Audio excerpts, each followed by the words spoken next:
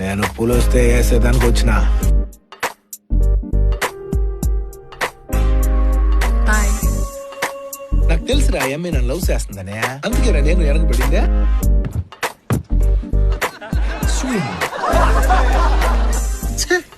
అమ్మా పరువు మొత్తం పోయి ఉండదురా నాగా.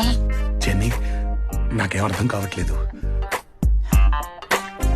5,000 ఇస్తారా? ముద్దు పెడితే మడుగా.